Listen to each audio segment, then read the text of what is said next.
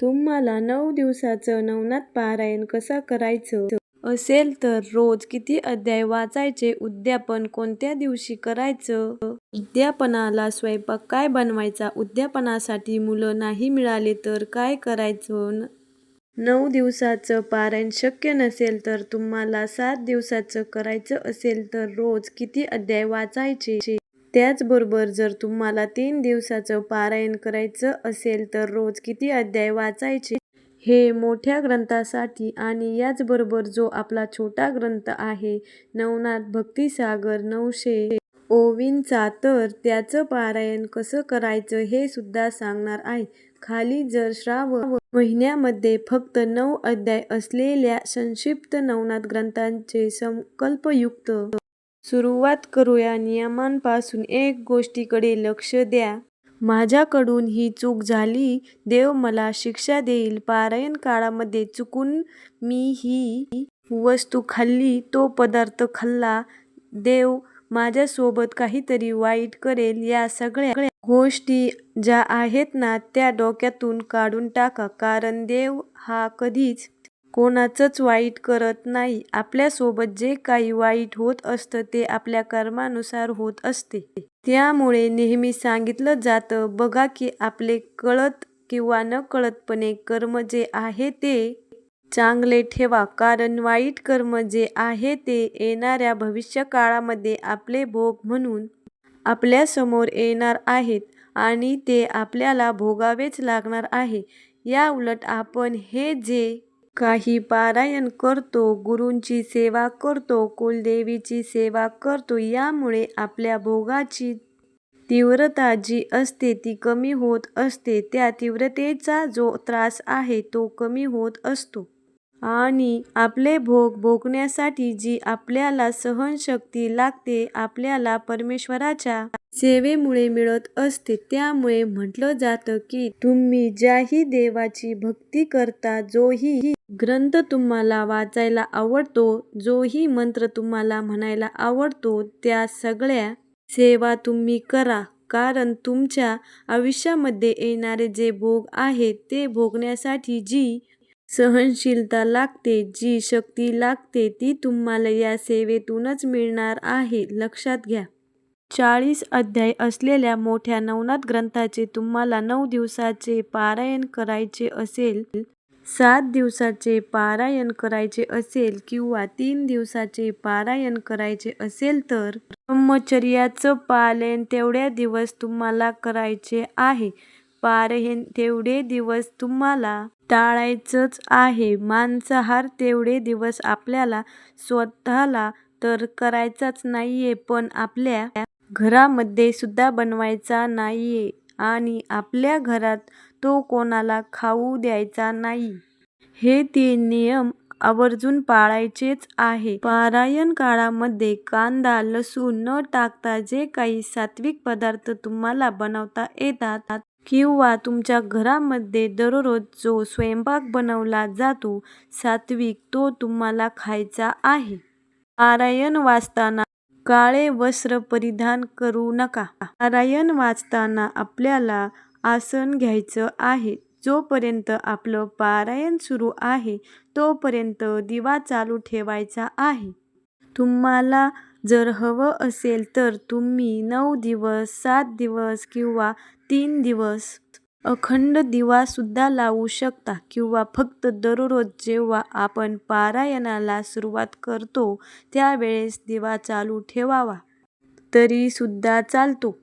हे पारायण करताना शरीरावर कोणतीही गाठ असू नये किंवा वेढे असू नये. जसे की बघा, महिलांचे मोठे केस असतात तर आपण वेणी घालतो किंवा केस बांधून रबराचे आढा घेऊन आपण दुहेरी ते रबर आपल्याला लावायचं नाहीये. त्याचबरोबर ज्या महिला साडी घालतात तर त्यांनी पेटिकोटचा जो नाडा असतो, बंद असतो, त्याची गाठ सोडायची आहे. वाचन करताना ज्या महिला ड्रेस घालतात त्यांनी सुद्धा पॅन्टची गाठ सोडायची असते. कोणत्याही गाठी किंवा वेढे जे आहे ते आपल्या शरीरावर असू नयेत. जोपर्यंत आपण फक्त वाचन करत आहो ना तोपर्यंत. वाचन झाल्यानंतर आपण घातलं तरी सुद्धा चालतं, काही हरकत नाही. आणि पुरुषांनी पारायणाला बसताना पॉकेट जर तुमच्या पॅन्टमध्ये वगैरे बसेल तर ते काढून ठेवायचे आहे.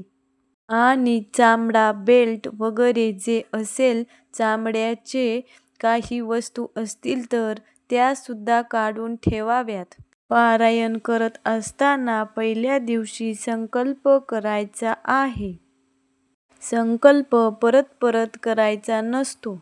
9, 7, 3 दिवसाचं तुम्ही पारायण करणार असाल तर पूजा मांडणी केली तरी सुद्धा चालते. पण हे शक्य नसेल, जागे अभावी किंवा अजून काही अडचणी असेल तर अशा वेळी तुम्ही देवघरासमोर बसून पारायण केलं तरी सुद्धा चालू शकतं.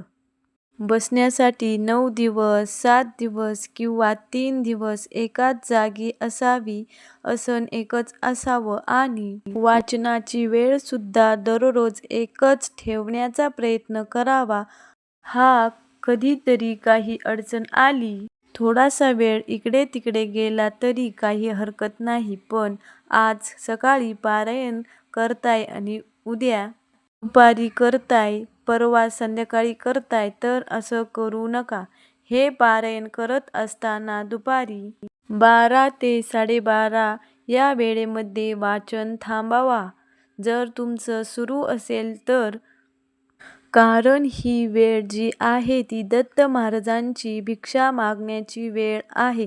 नंतर 12 ते 12:30 च्या नंतर तुम्ही पारायण करू शकता किंवा 12 ते 12:30 च्या अगोदर तुम्ही पारायण करू शकता. तुमचं वाचन सुरू असेल तर अर्धा तास थांबा आणि त्याच्यानंतर तुम्ही राहिलेले जे अध्याय आहे ते वाचन करू शकता. पण फक्त वाचन करताना 12 ते 12:30 ही वेळ तुमच्या वाचनात आली तर बाकी इतर वेळी दररोज जे काही अध्याय आहे ते वाचत असताना मध्ये उठायचं नाहीये किंवा कोणाशी बोलायचं सुद्धा नाहीये. वाचन झाल्यानंतर काही ना काहीतरी गोडचा नैवेद्य पोथीला महाराजांना दाखवायचा आहे.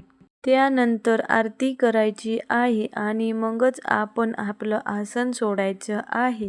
9 दिवसाचे पारायण तुम्हाला मोठ्या ग्रंथाचं करायचं असेल तर पहिल्या दिवशी 6 अध्याय वाचायचे, दुसऱ्या दिवशी 5 अध्याय वाचायचे, तिसऱ्या दिवशी 5 अध्याय वाचायचे, चौथ्या दिवशी 5, 5व्या दिवशी 5 अध्याय वाचायचे, 6व्या दिवशी 5 अध्याय वाचायचे, 7व्या दिवशी 5 अध्याय वाचायचे, 8व्या दिवशी 3 अध्याय वाचायचे, 9व्या दिवशी 2 अध्याय वाचून या पारायणाचे उद्यापन करायचे आहे. जर तुम्हाला 7 दिवसाचे पारायण करायचे असेल तर पहिल्या दिवशी पहिल्या अध्यायापासून 6व्या अध्यायापर्यंत वाचायचं आहे.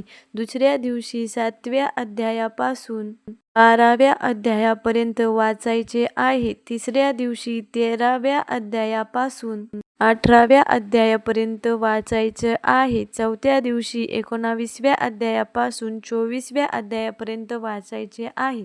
5व्या दिवशी 25व्या अध्यायापासून 30 अध्यायापर्यंत वाचायचे आहे. 6व्या दिवशी 31व्या अध्यायापासून 36व्या अध्यायापर्यंत वाचायचे आहे. 7व्या दिवशी 37व्या अध्यायापासून 40व्या अध्यायापर्यंत वाचून उद्यापन करायचे आहे.